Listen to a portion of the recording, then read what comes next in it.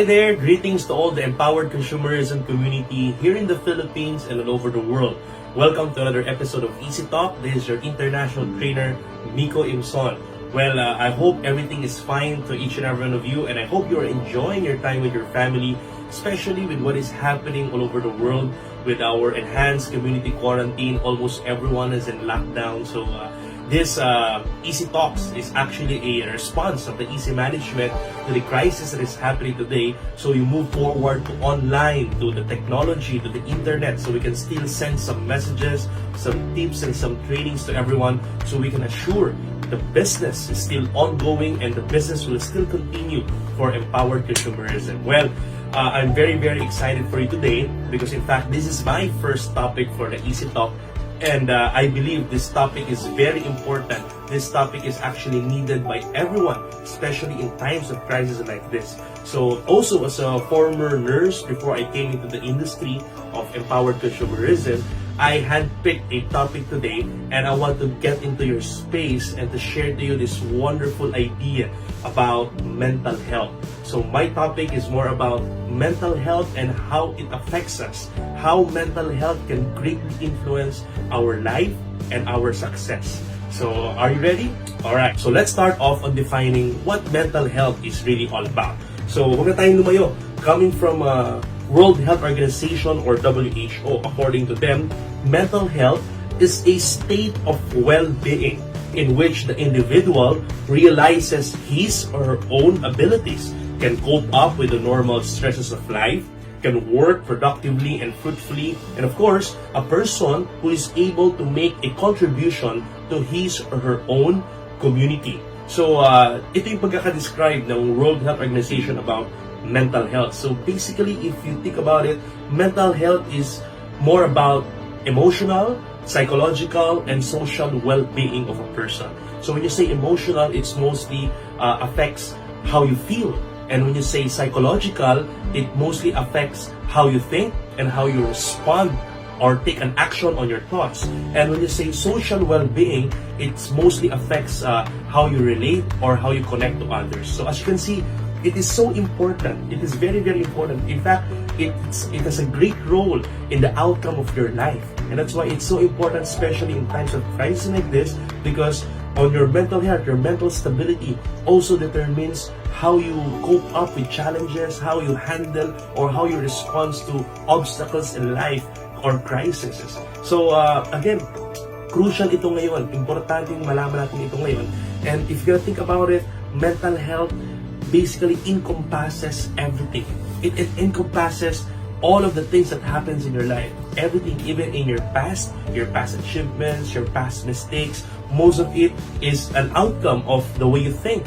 Even your current situation right now is actually an outcome of your thoughts. And of course, also, pati yung mangyayari sa'yo in the future. Your future is greatly affected by your thinking right now. So, kung yayaman ka ba, kung maghihirap ka, if you're gonna be poor or rich, if you're gonna be healthy or you're gonna be sick or you'll be having a disease, yes, what you've heard is right. Even our body is greatly responding through our thoughts, through our mental health. Kaya you need to be very, very careful about what you think, what you feed your mind. So if you've watched the previous videos of Mr. Ariel de Guzman and Mr. Ian on our Easy Talk session that we had on our studio, as you can see, they've talked about physical fitness and physical health in boosting up your immune system. Yes, it's true. It's true that the exercise and moving your body can really boost up your immune system, and a lack of activity can actually suppress your immune system. And I'm telling you, if body functions can actually affect your immune system, I am telling you, your mental health also greatly affects how your body moves. In fact, the truth and the fact is, our body moves from the command center of our central nervous system, from our mind. So nothing will happen in your body, nothing will move, your heart will not pump, your blood will not circulate if it will not be commanded by your central nervous system or your mind. So everything is being affected by your thoughts, by the way you think, by what you focus on, your attention on. So again, this process, I call this this chain reaction, I call this personally the TEMO process. TEMO means thoughts, emotions, motions, and outcome. Meaning everything starts from your thinking, from your thoughts. From whatever you're thinking, from your thoughts, it will lead into emotions. Whatever you think about, you feel it. When you feel it, it becomes an emotion, emotion is a triggering factor that leads to motion or action. And you take an action to it, it becomes a result or an outcome. It's called the TEMO process. So guys, when you say TEMO process, again, it is happening to us in different aspects in life, in health, in finances, in relationship. So if you can control your thoughts, you can control your outcome. If you have a negative thoughts, negative emotion, negative action or motion, then negative outcome. But if you have a positive thought, everything will be positive, everything will be in line in your desires and in your wants. So it's really true that whatever we see on the real plane or in the physical plane or physical state all started from our mental plane or our mental state. That's why you need to be very aware about what you consistently put or feed in your mind or what you consistently think about. Because like what Buddha says, what you think, you become. What you feel, you attract. And what you imagine, you create. So it's really true that we become what we think. Meaning, whatever you put your focus on, whatever you put your attention on becomes a belief. And whatever you believe will manifest into your reality. It's not only Buddha that says that. Even in the Bible, there's a scripture in Joel 3 verse 10 saying that, let the weak man say, I am strong. Let the poor man say, I am rich. So meaning when you believe, when you think that you are rich, you are rich. When you think and believe that you are poor, then you are poor. But when you believe and think that you are strong, you are strong. No disease, no illness, no virus can come into you. Your thoughts, your mind is so powerful. In fact, mga ka-EC, bago mangyari itong Enhanced Community Quarantine or ECQ sa Pilipinas, nung pwede pa yung mga mass gatherings and trainings, there was particular days na nagkaroon ako ng schedule sa head office sa Ortigas, and I had some trainings, and after that, nagkaroon ako ng mga meeting, closed-door meetings after meetings, and for particular 3 straight days, tuloy-tuloy yun na every night, pag-uwi sa bahay, lahat ng laman ng Facebook, social media, it was bombarded by news about COVID-19, the virus, the sickness, the illness. There will be an imminent lockdown kasi dumadami yung cases na nagkakasakit at namamatay. So, we are bombarded with negative news all over the informations. So, you know what happened? The TEMO process happened to me. The TEMO chain reaction happened. Paano? My thought was clouded with the COVID-19 sickness and illness. And because my thought was worry, I'm worrying already, I'm thinking about worrying about sickness, the symptoms, I was checking out what are the symptoms, baka meron na ako. So I even doubted myself. So after that, from that thought, nagkaroon ng emotion. It leads to emotion, the TEMO process, the feeling of scared, the feeling of fear, the feeling of doubt. And after the emotion happened, guess what? My body responds. It moves. Nagkaroon ng motion yung cells ko, nag-respond siya. My immunity kicks in. I had a runny nose. I had a constant headache. Dala-dala ko yun for 2 days. Kahit matulog ako for a few hours, may headache pa rin. And that became my outcome. So again, I'm telling you, whatever your thought is, whatever you focus on, becomes your reality. Your body will adjust to it. Thank God na buti na lang is we are fully aware about the control of consciousness. That's why I want to share this to you. We are now aware about the power of awareness, the power of thoughts, the power of mind. And thank God I was caught up by some things that needs to be done. Kaya I become very busy to the business. Nagkaroon ng meetings sa management because of the lockdown. Ang Easy Talk, nagkaroon kami ng shooting sa studio, sa head office. So I got so busy about the business. I got so busy about Easy Talk. Me and my wife got busy to some stuff like property. So we got so busy. And my mind shifted. My thoughts shifted. My awareness and consciousness shifted to a different things aside from the COVID-19. And because of that, guess what? Nung nalipat yung consciousness ko, nalipat yung awareness and yung thought ko, the runny nose, nawala. Yung constant headache, nawala. I feel strong as ever. I feel healthy as ever. I can now do whatever I've been doing before. So now I went back and shifted my focus into nutrition, into supplementation, into my hydration, and As I woke up in the morning, I went back to exercise, to moving my body. I went back into meditation and prayer.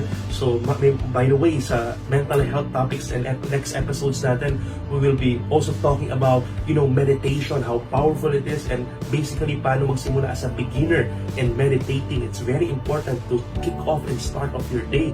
Actually, nangyari sa akin is kamukha nung phenomena that is called placebo effect. When you say placebo, it is like a treatment or a medicine that is fake, na wala naman talagang clinical study about the particular medicine or ginamit sa isang mga pasyente and making them believe that it's actually working for this particular disease or pain, and it was removed. It's actually working even though wala naman talagang laman siya.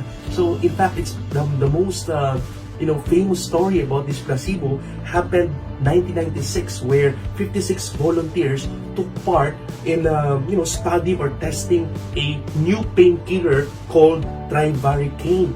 Ang ginawa ng mga doctors is yung kumuha ng 56 volunteers at yung index finger nila, yung isa nilagyan ng trivaricane, and then the other finger wala. And then ang ginawa ng doctor, inipit siya ng clamp or inipit ng vice. Sobrang sakit. Out of the 56 volunteers, they reported a less pain on the finger na nilagyan ng trivaricane. What's surprising about it is that the painkiller trivaricane is just a brownish lotion, okay, that smells like medicine, pero ang totoo, it's just a combination of water, iodine, and oil. Wala siyang ingredients na pain reliever or painkiller man lang. So imagine, but it works because the mind of those volunteers actually responds to the pain receptors. It commands at the pain receptors na hindi makaramdam ng pain kahit na wala namang painkiller yun. That's placebo, meaning our body has its innate ability to actually heal itself. In fact, your mind can either boost up your immune system, and be careful because your mind can also suppress your immune system. Because if there is a placebo effect on a positive note, there is also what we call as nocebo effect on a negative note. Nocebo is the feeling of illness, the feeling of sickness, the feeling of disease, the feeling of pain, na kahit na wala namang clinical sign ng bacteria or virus, pag kinloud mo yung utak mo sa kakaisip ng sakit, talagang yung katawan mo magkakasakit. That's the nocebo effect. And there's also a famous story about a builder, isang builder naman, construction worker, that accidentally jumped into a 15 centimeter nail. Ganong kahabang nail. Imagine, it passed through and through to his steel boots. And you know what happened? Sobrang sakit, agonizing pain. Sumisigaw siya sa sobrang pain. And sinugod siya sa ospital, sa ambulansya. And kahit anong simpleng galaw ng ambulansya, sobrang ramdam na ramdam nung construction worker yung pain. Sumisigaw siya. It's unbearable for him.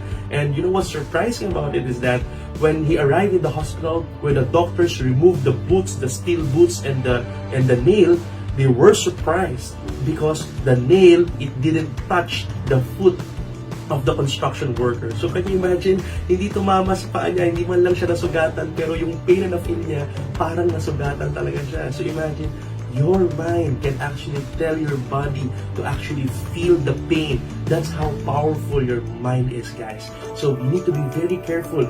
Nowadays, you need to be careful of what you feed in your mind, what you put in your mind, especially with what is happening in the news right now.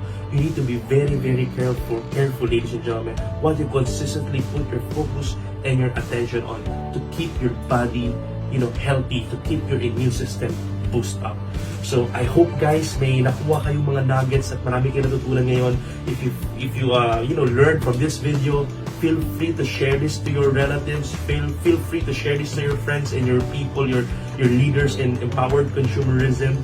And watch out for more because mahaba-haba at medyo malalim pa itong ating mental health. So I have more episodes for you. So watch out for more episodes because we will be talking about how to control naman your consciousness, how to control your thoughts. So dami ng, despite of what is happening in this world right now, what negativism is happening, you can control your thoughts. You can control your thoughts so you can control your life. You can control your consciousness, your power of awareness. And of course, we'll be talking about conscious mind and subconscious mind. Marami pa tayong pag-uusapan. So again, watch out for more videos. Again, guys, stay home, stay healthy, keep your mind and body and soul healthy. And of course, don't forget God loves you. The